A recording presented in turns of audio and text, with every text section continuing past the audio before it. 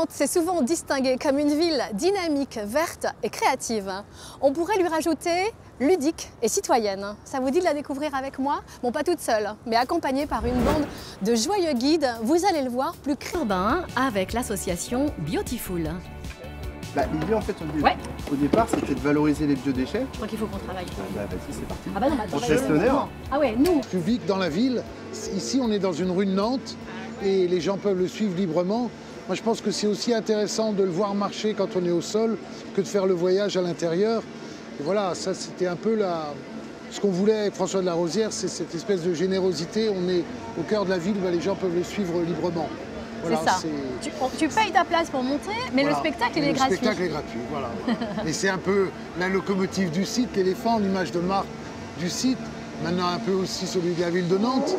Mais... Ibari. Mais les gamins, quand ils passent en voiture de l'autre côté, eh bien, ils regardent toujours pour voir s'ils l'aperçoivent. Des fois, il est là, des fois, il est de l'autre côté. Parce qu'il il a une piste, il fait un chemin qui fait 1,2 km, qui est coupé en 3 tronçons. Et donc, des fois, il est devant les nefs, des fois, il est derrière. Et voilà, c'est un rituel. Et ce rituel, il est inscrit dans la vie de la ville.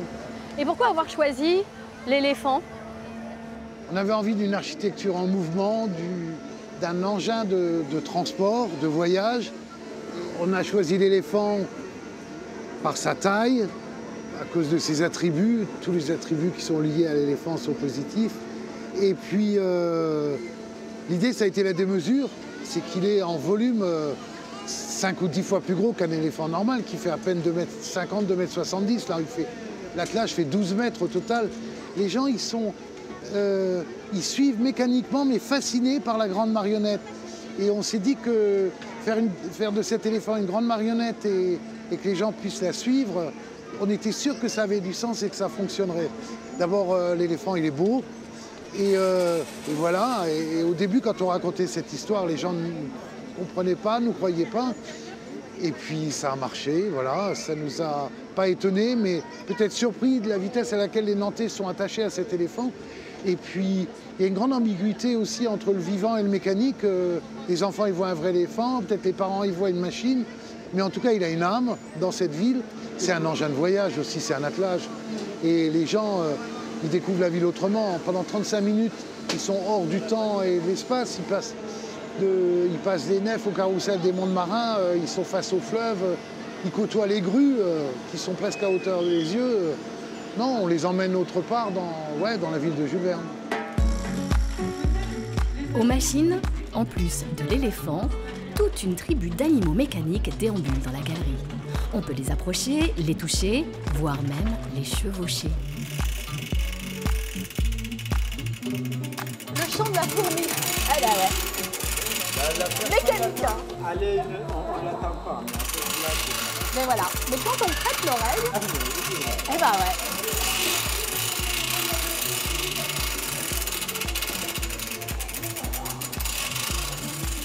Pierre Auréfis et son équipe ont un autre projet incroyable. Végétal, géant et inédit, l'arbre au héron. Ça, c'est le prochain gros projet des machines. Hein. Oui, c'est le futur des machines de l'île de Nantes, c'est le projet de l'arbre au héron. Et là, on est sur une des 22 branches de l'arbre qu'on a appelée la branche prototype parce qu'il fallait bien tester les principes de construction, la solidité, la sécurité du public et le poids, voilà. Et aussi les principes de végétalisation de l'arbre, parce que tout ça va être, il y a 1,4 km de linéaire de branches dans l'arbre, 500 mètres, les gens pourront se balader avec des passerelles de branche en branche sur 500 mètres, et tout ça sera des jardins suspendus. Et là, on a testé des palettes végétales qui permettent de voir les végétaux. Voilà, et les principes de culture, on est parti avec un cahier des charges très serré. Sur des plantes. Raconte-moi comment ça pousse, parce que là on est dans substrat, c'est du métal, c'est du poids, mais la terre, tout ça, ça vient d'où? Il y a des contenants, il y a des petits contenants de 50 litres, mais il y a des contenants maintenant d'1 mètre cube pour faire des vrais paysages dans l'arbre. On plante des vrais arbres dans l'arbre. Voilà, on a testé tout ça pendant 10 ans pour voir comment ça évoluait et comment les plantes s'adaptaient, qu'elles résistent au gel, au vent, au froid.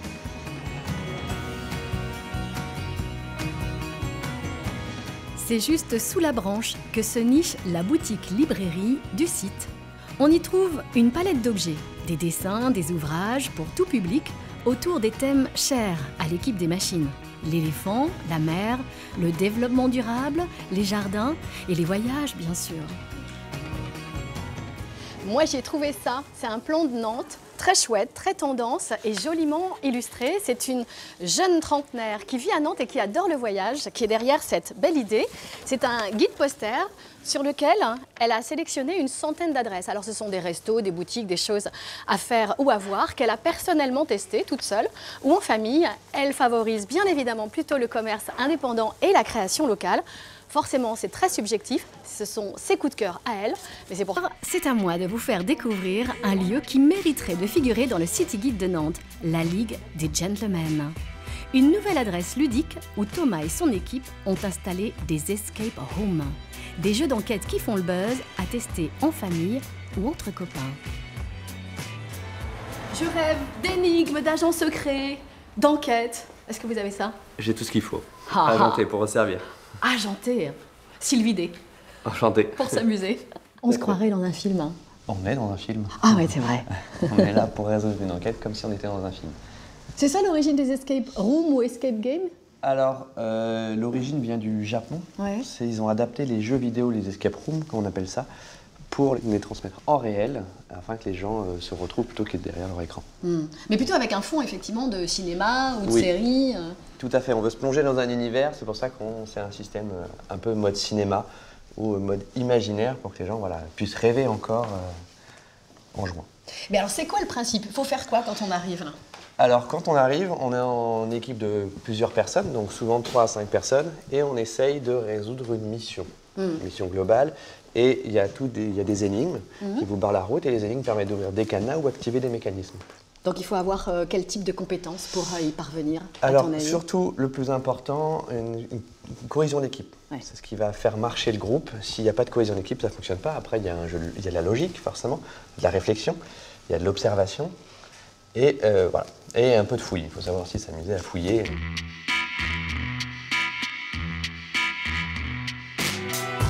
Alors, on a deux missions à proposer. La première, on est en 1990 et on doit voler l'écrin du cœur d'Anne de Bretagne. L'autre mission, on doit retrouver la recette des petits berlus qui a été volée en 1897. Non. Et si, Oh, elle ça a va été pas volée. du tout.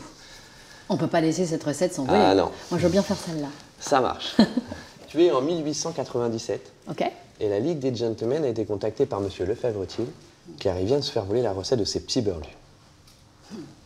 Par contre, il soupçonne quand même une personne, Monsieur Bourgelet, un riche marchand concurrent, de lui avoir subtilisé. Ouais, ça m'étonne pas, moi je l'ai jamais senti, Monsieur Bourgelet. Donc ta mission, si tu l'acceptes, est d'essayer de rentrer dans le bureau de Monsieur Bourgelet et fouiller son bureau pour retrouver la recette des petits.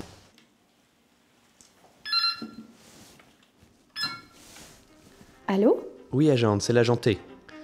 Oui, agenté. Fouillez bien la pièce et regardez bien dans les tiroirs, il y a peut-être un élément très intéressant pour vous. Bien. Bon, évidemment, pas question de vous révéler les secrets de l'enquête.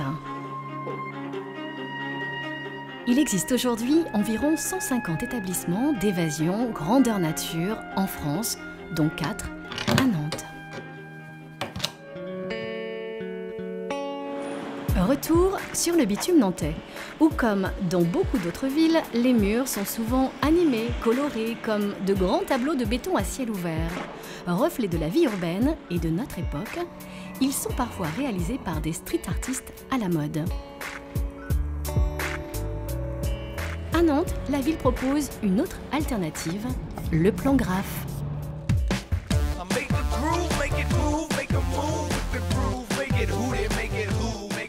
J'ai rencontré 2 graffeurs du collectif Sans Pression, Perso et Pedro. Ils réalisent des livres d'artistes, des peintures, des affiches. Ils ont aussi investi, comme bon nombre d'artistes nantais, les murs du plan graphe. Ces murs où il est possible d'exercer son art en toute légalité.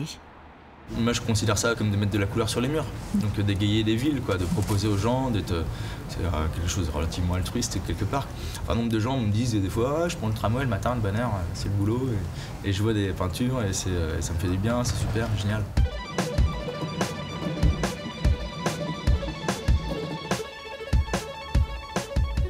Une quinzaine de murs sont aujourd'hui dédiés à la pratique libre du graphe. Ce dispositif, mis en place en 2012, donne la possibilité de s'exprimer à découvert et en prenant son temps. Pour certains, ce cadre légal ôte un peu de piquant à une aventure qui jusqu'à présent représentait une vraie prise de risque. Ça permet aussi aux gens de se rendre compte qu'on n'est pas des gangsters, quoi. On est accessible, on n'est pas méchant. Souvent, ce mur-là, souvent les gens viennent s'arrêter pour nous poser 2-3 questions et voilà, quoi.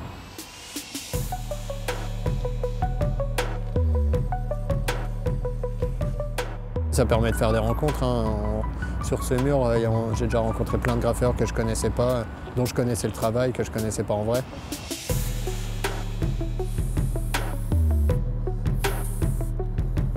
C'est vraiment une façon de peindre, quoi. Donc d'un seul coup tu dessines dans ta chambre et puis d'un seul coup, hop, tu danses devant un mur, tu as des grands mouvements, une grande gestuelle. Et puis ça a réinjecté du sang neuf dans la peinture, dans la mesure où il n'y a pas forcément de règles. C'est comme un musée à ciel ouvert en fait, et puis en plus ça change tout le temps. Sur ce mur-là, toutes les semaines, il y a des nouveaux graphes, moins l'hiver parce qu'il fait moins beau, mais ouais, ça change tout le temps, quoi. Donc, ça permet aux gens de voir les différents styles et de voir tout ce qui est possible de faire en graffiti, quoi, parce qu'il y a une infinité de façons de faire différentes, quoi. Véritables décors urbains, les murs du plan graphe donnent à voir l'incroyable profusion et diversité des talents qui chaque jour réinventent la cité.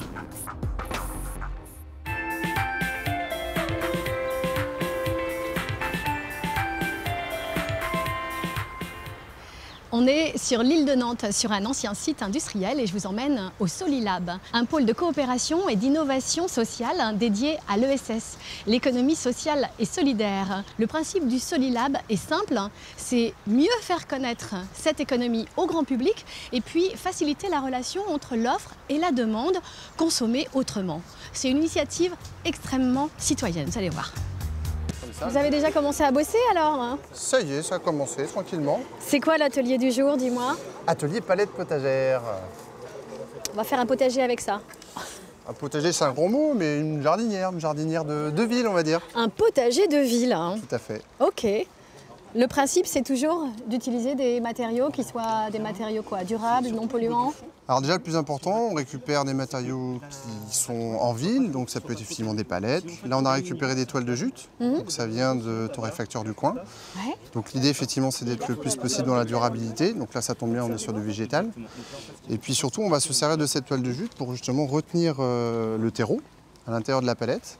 Oui. Et ça va nous permettre d'incorporer directement les plants. Donc là, on va mettre des fraisiers, on va mettre de la chicorée. On prépare le printemps prochain. Exactement. C'est toi qui es derrière cette idée de Beautiful alors? Oui, avec 2-3 amis. On a commencé ça l'année dernière, au mois de mai.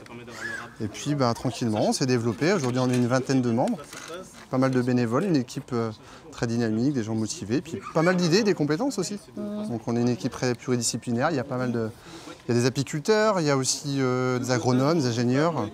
On a aussi des maraîchers, voilà, il y a tout un tas de compétences. Ok, on leur donne un coup de main peut-être? Allez, c'est parti. Ça va être mieux. C'était quoi ton idée au départ quand tu as créé Beautiful? Tu as été inspiré par ce qui peut se faire ailleurs ou comment c'est né dans ta tête? Oui, parce que l'agriculture urbaine c'est quand même très développé sur Paris, en Amérique du Nord aussi, Canada notamment, Montréal. Et puis c'est vrai que chez nous on est dans une région assez maraîchère, donc c'était pas très développé, mais on sentait qu'il y avait quand même une envie de la part des Nantais de ce retour de la nature en ville, de se rapprocher du végétal, d'essayer justement peut-être de se poser des questions sur tiens, comment ça pousse les légumes qui sont dans mon assiette. Est-ce que je ne peux pas prendre part aussi un petit peu à cette énergie, à cette dynamique? Bon, c'est bien, on n'a pas voté, on n'a rien fait nous. Hein. Mais, heureusement, tu étais là, toi, tu as bien bossé. Hein. Ouais, pas plus que les autres. Hein. Pourquoi tu viens, toi, ici?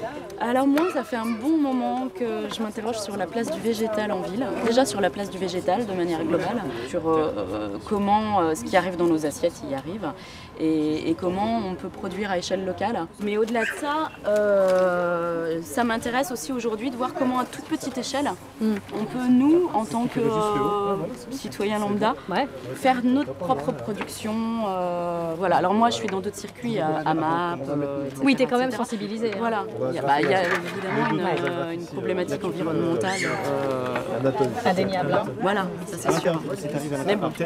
Elle prend forme, hein, votre jardinière. Hein. Donc si on a la place, on va en mettre...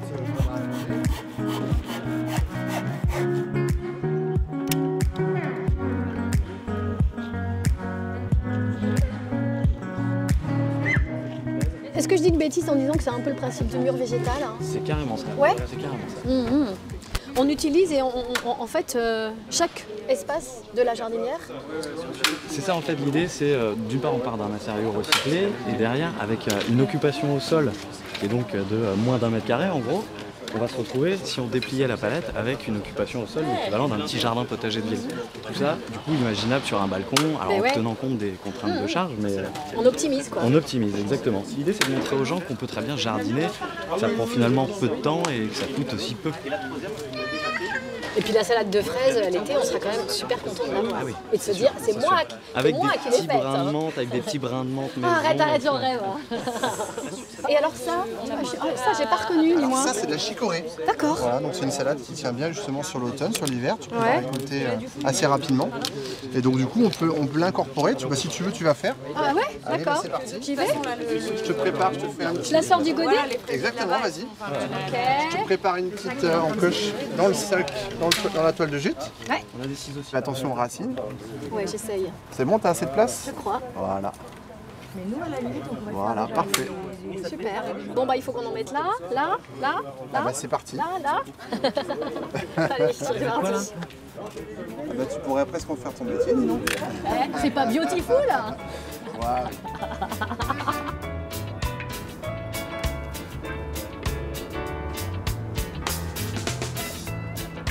À quelques minutes d'ici, j'ai découvert une trop chouette initiative citoyenne dans un quartier en pleine mutation. Le Poule Palace, un projet collectif de gestion partagée de poulaillers urbains. Lancé en février 2015, le poulailler est géré par des familles qui fréquentent ou habitent le quartier. Hey, comment ça va? Bien et vous? Bah super, qu'est-ce que tu fais? J'allais nourrir les poules avec des éléments de nourriture que l'on a fait. D'accord, ça c'est le menu de quoi de ce soir, hein? Oui, c'est de quoi? ce midi plutôt. Il y a quoi? Soupe? Il y a tortilla. D'accord. Donc des pommes de terre, des oignons, oh là là! Et une salade de fruits en dessert. D'accord, et tu vas donner ça aux cocottes, hein? Oui. Et moi tu m'invites, hein? Ce soir? Je sais pas, ouais. Eh ben écoute, je te suis, tu viens souvent? Oui, très souvent. Très souvent? Oui. Genre toutes vos épluchures, vous les mettez aux poules, hein? Oui. Elles ont des prénoms? Oui, je pense, mais je ne les connais pas. Dis donc, elle te connaît, hein? Elle sait que tu la ramènes à manger, hein? Ouais. Du coup... Et toi, tu t'appelles comment? Issa. Issa. Enchantée, Issa. Je te donne un coup de main? Merci. Et le principe, c'est tous les habitants du quartier qui viennent, hein? Oui, surtout de l'immeuble qui est juste là-bas. Ouais. C'est assez dingue d'avoir des cocottes en plein centre-ville. Ouais. La première fois, ça m'a un peu étonné. Ouais. Et après, on s'habitue vite. Maintenant, t'es habitué, tu descends avec ton petit pochon d'épluchures. Oui. Et tu vas nourrir les cocottes. C'est génial, hein? Bon, je viens à quelle heure pour la tortilla? Je sais pas. On est 8, hein, ça te pose pas de problème, hein? Là, on a préparé pour 5. Pour 5. Écoute, c'est pas grave, hein? Tu me partageras ta part. Quitte cette mini basse-cour au ras du sol pour prendre de la hauteur et découvrir un autre genre de volatile. Inaugurée en novembre 1976, la Tour Bretagne, haute de 144 mètres, a longtemps été mal aimée. Les Nantais trouvaient qu'elle dénaturait le patrimoine ancien. Après plus de 10 ans de fermeture, le 15 juin 2012, la terrasse du 32e étage est rouverte au public. C'est vrai que c'est quand même un superbe panorama. Et ça aurait été dommage que les Nantais et tous les visiteurs n'en profitent pas. Bonne idée de l'avoir fait. C'est une bonne idée. Qui a eu cette bonne idée? Plusieurs personnes, dont Jean Blaise pour le Voyage à Nantes en 2012, qui a voulu redonner un lieu, une vision de tout Nantes. Et ça, c'était pour le cadre du Voyage à Nantes en 2012. C'est un point de vue assez remarquable pour avoir une lecture globale de la ville avec tous les courants, tous les bâtiments qui marquent un peu Nantes. Hein. Là, on a la cathédrale. Absolument. C'est plutôt de l'ancien. Ouais. On a le château des Ducs de Bretagne. Si on se décale un petit peu sur la droite, on a le CHU, qui n'est pas un merveilleux bâtiment. Ça, le palais de justice, c'est Jean Nouvel, non? Jean Nouvel, juste là. Voilà. C'était au tout début dans l'île de Nantes. C'était l'un des premiers bâtiments construits. Et après, il y a eu aussi le hangar à bananes, avec la grue Titan, tout au fond, et avec les anneaux de Buren qui vont bientôt être éclairés. Et si jamais on avait un trou de mémoire, Oui. Vous avez bien fait les choses, c'est marqué dessus. À peu près dans l'axe. Pas tout à fait dans l'axe, mais à peu près dans l'axe. T'as oublié l'hôtel de région. Je sais pas où il se situe.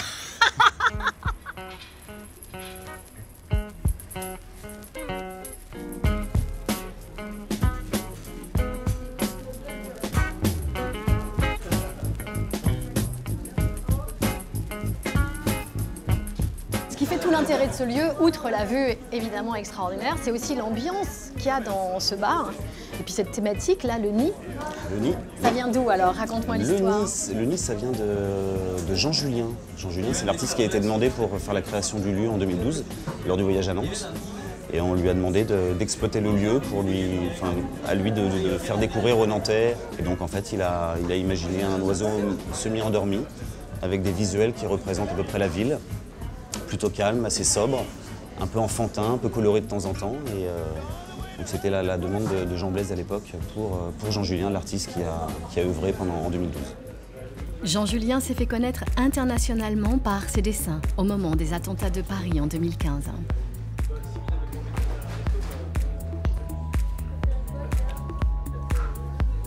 Et tout tourne autour de cet oiseau dont on voit le bec là, juste derrière toi. C'est quoi? C'est une cigogne? Est-ce qu'on sait ce que c'est? Mi-héron, mi-cigogne. Il y a son cou là qui est derrière toi, oui, qui fait tout le tour du bar? Qui fait une bonne partie, il fait à peu près 25-30 mètres de long. Ici, on peut boire un verre, un café, mais il se passe plein de choses. Vous organisez tout un tas d'événements. On a des événements, on a de la privatisation, on a de l'ouverture publique et on a aussi des soirées musicales. Tous les jeudis, on a une soirée électro jusqu'à 4 h du matin.